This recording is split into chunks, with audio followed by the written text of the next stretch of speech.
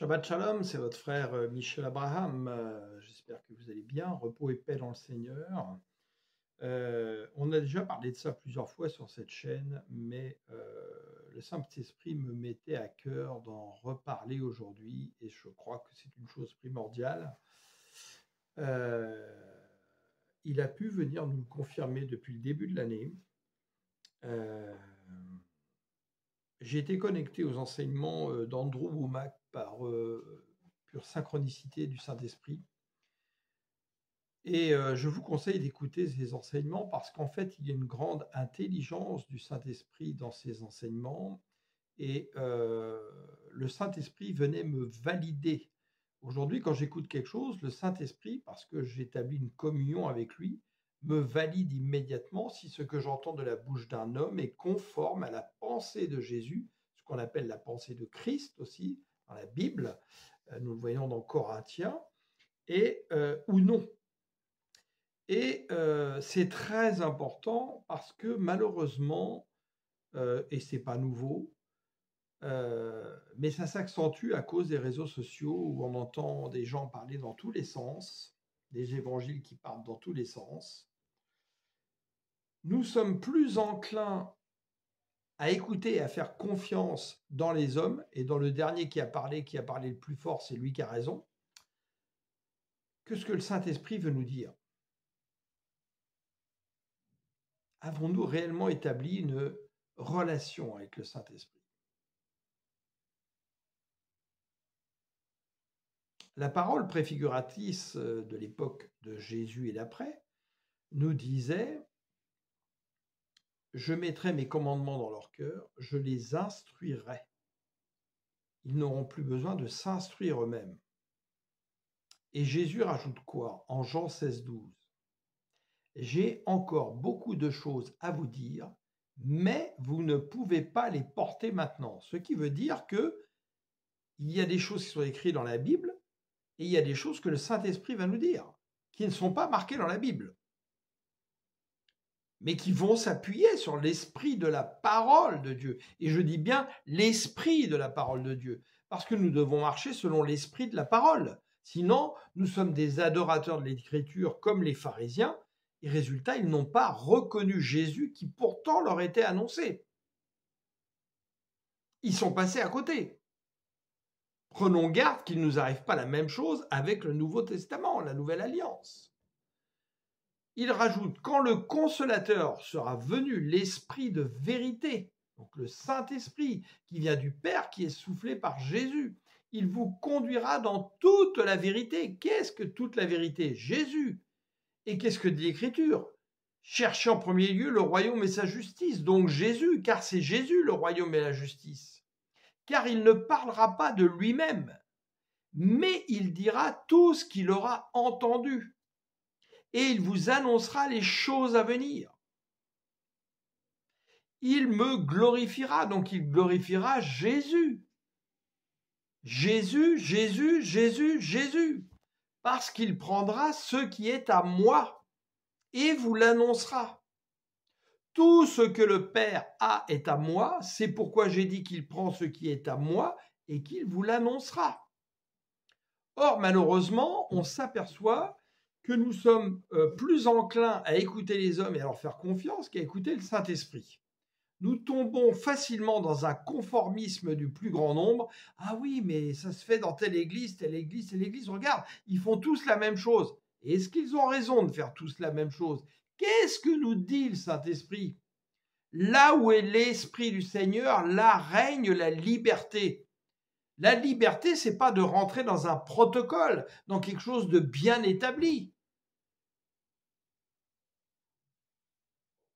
Dieu fait toutes choses nouvelles. Pourquoi faire tous les cultes pareils? On commence par un quart d'heure, une demi-heure, parfois 3 quarts d'heure de louange. On commence à faire le témoignage de ce qu'on a à dire, etc., d'enseigner, et puis vient le temps de l'offrande, et on reprend les louanges. Mais je suis allé le jour d'une église de maison, alléluia. On a commencé par parler justement du Seigneur, de demander ce qui avait été dit la semaine dernière, si des gens s'en rappelaient, pour voir si justement il y a quelque chose qui reste.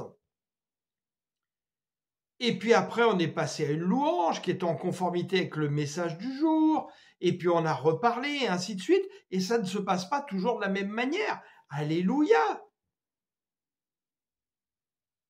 On vient lire des psaumes tels quels, préfiguration de Christ parce que David était prophète, et on les lit comme David qui espérait Jésus, mais qui n'a pas vécu le temps de Jésus.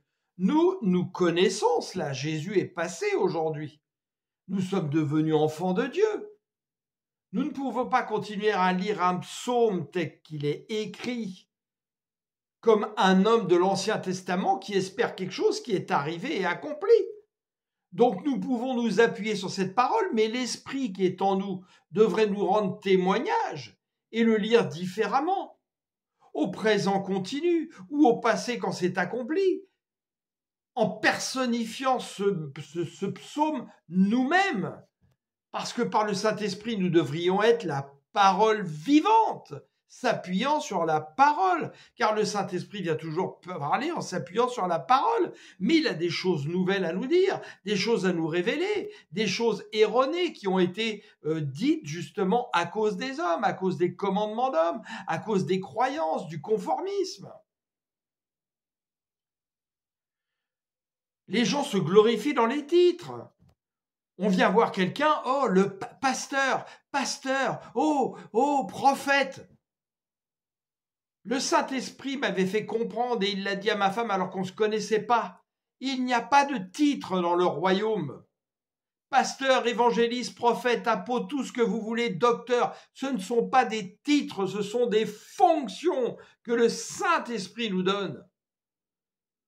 On peut avoir une fonction, 2, 3, 4, 5, suivant ce que le Saint-Esprit a besoin de nous à ce moment-là. Que dit Jésus à ses apôtres? Et vous, qui dites-vous que je suis? D'après ce que j'ai dit, d'après ce que j'ai fait. Donc nous pouvons dire, tel frère se comporte comme un pasteur ou comme un bon docteur. Mais ne l'appelons pas docteur, le Seigneur dit, vous êtes tous frères. Pourquoi il nous dit ça? Parce qu'il ne veut pas qu'on se glorifie dans des titres, parce que c'est là qu'on ouvre la porte à Satan dans le ministère.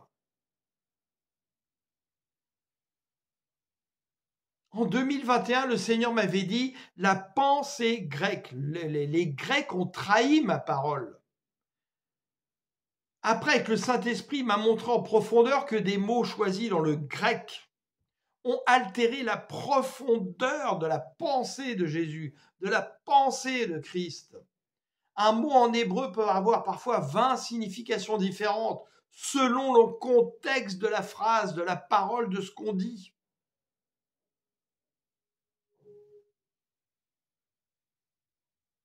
La plupart des apôtres, à part Paul, ne parlaient pas le grec. Ils ont parlé en hébreu, en araméen. Ce sont des scribes grecs qui ont traduit. Comment Jean pouvait savoir si le mot utilisé est le bon mot? Ou Pierre, ou etc. Après, d'autres scribes ont multiplié les évangiles en les réécrivant en grec. Vous savez comme moi ce qu'est le téléphone arabe. Je vous dis quelque chose, vous le redites à quelqu'un, à la fin, le message n'est plus le même. C'est l'altération de l'évangile. Le Saint-Esprit m'a confirmé des choses lui-même. Comme par exemple quand Jésus dit « j'édifierai mon église », ecclésia, mot grec, qui en fait est déjà plus proche d'assemblée, mais il y a une profondeur derrière ça, qu'on retrouve en hébreu quand on cherche, quand on creuse, qui est le mot « récompense ». C'est une récompense qu'il édifie parce que nous sommes les récompensés de Dieu parce que nous avons cru dans le Fils de Jésus. Et en Apocalypse 22, il dit bien, je viens avec ma récompense. Dans d'autres traductions, mes récompenses, c'est-à-dire tous les récompensés de Dieu. Et il y a bien d'autres exemples dans le Nouveau Testament. Et j'ai eu la chance d'avoir en main un livre qui n'est plus édité, que je vous conseille, qui s'appelle « L'évangélisation dans l'Église primitive » de Michael Green. Vous le trouvez en version PDF sur Internet. Si vous ne le trouvez pas, c'est un fichier lourd, vous pouvez me le demander, vous m'écrirez, je vous le partagerai, par mon drive. Dedans, vous verrez que les disciples des premiers siècles et deuxième siècle étaient extrêmement inquiets de l'altération de la bonne nouvelle par la pensée grecque et l'hellénisme. Et nous avons plein de pasteurs sans arrêt ou de docteurs qui viennent chercher le mot grec pour nous expliquer les choses. Mais allons chercher plutôt la pensée de Jésus en hébreu. Parce que nous passons à côté de profondeur. C'est pourquoi nous stagnons là où nous devrions être des gens complètement matures, les ailes déployées comme des aigles. Et nous n'écoutons pas assez le Saint-Esprit. Nous venons l'étouffer sans arrêt. Nous n'ouvrons pas ses oreilles à ce qu'il a à nous dire. Nous ne grandissons pas dans cette communion avec Jésus, à essayer de connaître Jésus dans toute sa profondeur, toute sa plénitude. Non pas Jésus selon la chair, ou justement même à ses apôtres quand il est venu dire justement « je vous ai montré le Père » et il dit « mais montre-nous le Père, ça nous suffit ». C'est-à-dire que Jésus ne leur suffisait pas. Pourquoi ? Parce qu'ils se sont attachés à un Jésus dans la chair. Ils n'ont pas compris la plénitude de Dieu qui était en cet homme, Jésus le Nazareth, le Nazaréen. Et parce que nous avons vu les films, parce que nous avons toutes les images qui sont arrivées à travers l'Église catholique, etc., nous voyons toujours Jésus selon la chair très souvent. Nous n'arrivons pas à comprendre qui il est réellement, un et un avec le Père. Les cieux des cieux ne peuvent le contenir. Il est au-dedans de nous, il est au-dehors de nous. Il est le tout en tout. C'est inimaginable avec nos yeux. Malheureusement, nous ne sommes pas capables de réformer complètement. L'Église catholique, qui dans sa base est une fausse Église créée par Constantin, où on a remis le panthéon des dieux avec les saints et bien d'autres choses, des commandements d'hommes, des choses qui n'ont rien à voir, qui ne sont pas dans la Bible. Luther est venu faire des demi-réformes, après plein d'autres courants, mais on n'est pas reparti à l'église source, à l'église primitive, à ce que faisaient les apôtres, et qui portaient plus de résultats qu'aujourd'hui avec beaucoup moins de moyens. Des personnes aujourd'hui ont compris cela et parlent en vérité avec intelligence sur la toile, mais il y en a très peu au final. Très peu. Et parce que nous nous mettons sous le joug de religieux, sous le joug de pasteurs, de prophètes ou tout ce qu'on veut, sous le joug des églises, on vient se remettre sous une loi alors que Jésus est la liberté. Nous vivons par la grâce de Jésus, par l'amour de Jésus et par le Saint-Esprit qui doit nous instruire pour que nous puissions nous développer, croître dans notre plénitude de Jésus. C'est important. Aujourd'hui, on va faire un jeûne de 21 jours parce que le pasteur l'a demandé. Mais est-ce que c'est le pasteur qui vous l'a demandé ou le Saint-Esprit ? Que vous dit le Saint-Esprit quand vous faites ça ? Et un jeûne, il y a quelque chose derrière. Lisons Ésaïe quand il nous parle du jeûne. Ça ne consiste pas à ne pas manger, pas boire, etc. Il y a plein de choses dont on doit se couper, où on doit changer, être transformé, être renouvelé dans notre intelligence, dans notre sagesse, dans la connaissance de Jésus. Sinon, le jeûne est un pur acte religieux, mais qui ne sert de rien. Nous devrions être aujourd'hui la parole vivante. J'aime mon frère Charles Ngannou quand il répète sans cesse dans les assemblées où il passe. La Bible déclare, mais toi, qu'est-ce que tu déclares ? Qu'est-ce que le Saint-Esprit t'a validé ? Qu'est-ce que le Saint-Esprit a planté dans ton cœur ? Qu'est-ce que tu déclares ? Et quand le Saint-Esprit vient te parler, il s'appuiera toujours sur la parole.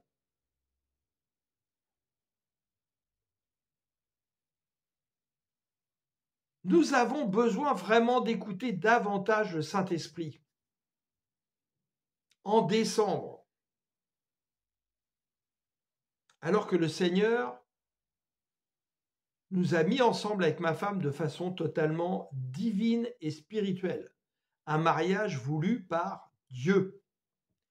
Je fais cette parenthèse très importante parce qu'on n'entend pas assez d'enseignants nous le dire. Le mariage est une institution divine. Alléluia! Mais un mariage, c'est quoi justement en institution divine? C'est un mariage avec une communion dans l'esprit. Et l'esprit de quoi? L'esprit du monde ou l'esprit du Seigneur? C'est Dieu qui devrait mettre votre femme sur votre route ou votre homme sur votre route. Mais pour partager une vision commune de l'esprit du Seigneur. Le Seigneur me l'a dit lui-même, à d'autres amis aussi qui sont vraiment en relation avec le Saint-Esprit. Le pourcentage est difficile à dire, mais 3/4 des mariages ne sont pas des mariages qui viennent de Dieu. Ce sont des mariages dans la chair. On s'est marié parce que la fille était sympa, on s'est marié parce que l'homme paraissait gentil, qu'il avait une bonne situation, ou je ne sais quoi, 1000 raisons. Mais est-ce qu'on a une vision commune selon ce que Dieu nous demande de vivre, d'abandonner notre vie du monde, notre vie de la chair, pour vivre une vie en esprit? Est-ce qu'on a cette vision commune qui va nous amener? Là, on sait que c'est un mariage voulu et institué par Dieu. Et quand on appelle Dieu, même si on se marie en église, on l'invite à notre mariage alors que c'est un mariage de la chair, vous avez envoyé une carte d'invitation à Dieu, mais c'est pas pour ça que Dieu est là. C'est pas pour ça que Dieu valide. C'est pas parce qu'un pasteur, un prêtre va dire des paroles sur votre vie que Dieu est là. Or, ce pasteur, ce prêtre ou tout ce que vous voulez devrait déjà, avant, valider, voir si votre mariage vient bien de Dieu. Et ça change tout.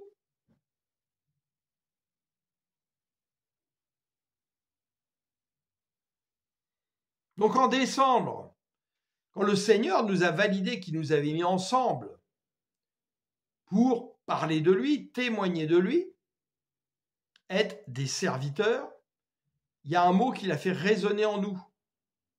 Différenciation, qui s'oppose à conformisme. Parce que le Seigneur voit bien, il sonde tout. Et il voit bien que nous nous perdons à cause du conformisme qui existe dans les églises des hommes. Parce que nous n'écoutons pas assez le Saint-Esprit. Nous ne rendons pas témoignage de ce que l'Esprit nous rend témoignage. C'est un gros problème, frères et sœurs. Je vous invite vraiment et je demande au Saint-Esprit d'agir par ma bouche pour que vous compreniez que vous devez d'abord vraiment établir une communion avec le Seigneur. Rechercher à connaître le Seigneur dans toute sa plénitude, dans tout son amour, pour être sensible à la voix du Saint-Esprit. Et Dieu parle tantôt d'une manière, tantôt d'une autre. Parfois, il vous fera entendre sa voix douce et silencieuse, alors que vous prierez même dans une prière silencieuse. Parfois, il viendra vous réveiller la nuit pour vous dire une phrase. Il y a toujours un bloc et un stylo à côté de vous pour pouvoir noter les choses, sinon au matin, vous vous en souviendrez peut-être plus. Parfois, il vous montrera des choses dans des songes que vous pourrez expliquer. Parfois, vous n'arriverez pas à les expliquer forcément, mais notez le songe. Peut-être que vous pourrez l'expliquer dans quelques mois par rapport à d'autres choses que le Saint-Esprit vous aura données. Parfois, il va vous valider quelque chose immédiatement. Vous êtes dans la rue, vous êtes en voiture. Vous avez une pleine conviction qui vient en vous. Pareil, si vous avez un peu de temps, notez-la pour vous en rappeler si vous, à partir du moment donné, vous partez, vous vous éloignez de cette conviction. Soyons beaucoup plus sensibles à la voix du Saint-Esprit. C'est très, très important. C'est primordial. Et comprenons que par la nouvelle naissance, nous sommes devenus enfants de Dieu, pas des chrétiens. Le christianisme est une religion. Dieu est venu détruire les œuvres de la religion qui ont été faites par le diable parce qu'il sait qu'il nous tient en chaîne.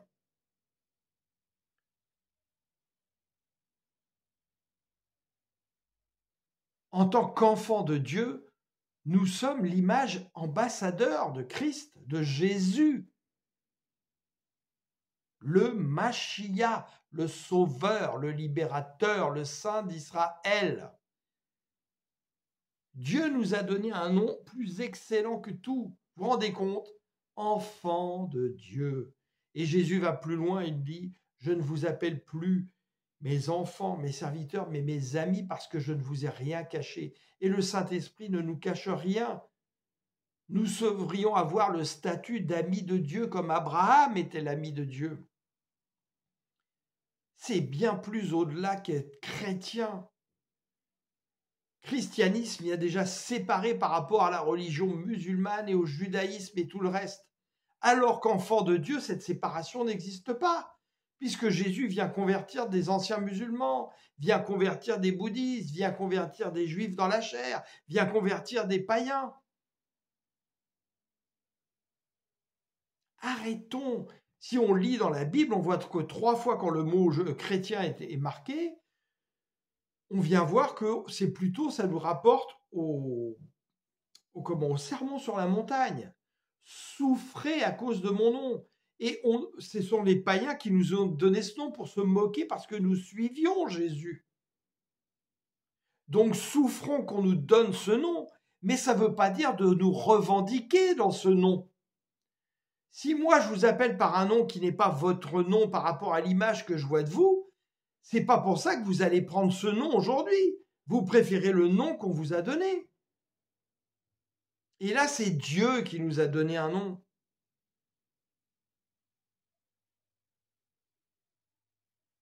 Je vous incite vraiment à réfléchir à tout cela, à méditer, à questionner le Seigneur, questionner le Saint-Esprit.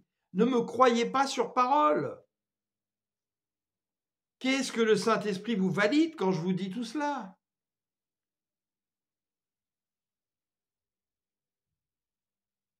Alors, je vous souhaite une très belle journée et vraiment de réfléchir à tout cela, d'aller voir aussi sur la chaîne. Depuis 3 ans, beaucoup de choses ont été partagées. Allez voir en arrière ce qui se passe si vous venez de découvrir la chaîne. Réécoutez les choses, parce que parfois c'est bon de réécouter les choses. Il n'y a pas que moi qui parle, justement. Je partage des choses. Tout ce que le Saint-Esprit me valide, je les partage. Parfois, j'ai des choses que j'ai supprimées, que j'avais partagées. Parce que dans ma croissance avec Jésus, depuis, le Saint-Esprit m'a dit, j'ai supprimé. Le malin est subtil, faisons attention. Hein.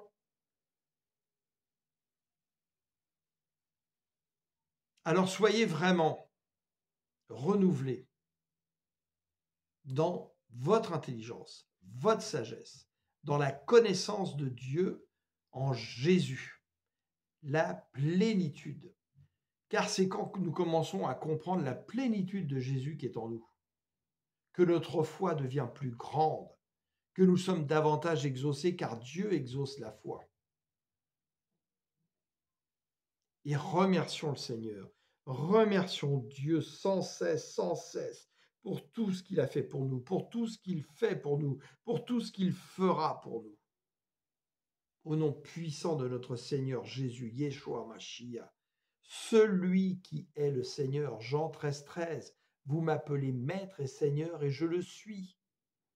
Si vous prenez ça en hébreu, en inversant la phrase, ça veut dire « je suis le Seigneur ». Yahweh, je suis Adonai, le Seigneur. Et que dit-il aux pharisiens? Avant qu'Abraham ne fût, je suis. Alléluia. Gloire à toi, Seigneur. Gloire à toi, ô Saint-Esprit de Dieu. Merci, Père, pour tout ce que tu fais au nom de Jésus pour nous. Merci pour tout ton amour, Seigneur.